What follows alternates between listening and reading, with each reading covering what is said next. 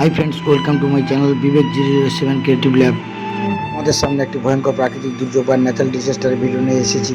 2024 সালের 14ই মার্চ পশ্চিমবাংলার পশ্চিম মেদিনীপুর এবং ঝাড়গ্রামের বিভিন্ন স্থানে ভয়ঙ্কর শিলাবৃষ্টি বা হেলস্টর্ম চাষাবাদ এবং ঘর বাড়ি সম্পূর্ণ ধ্বংস করে দিয়েছে।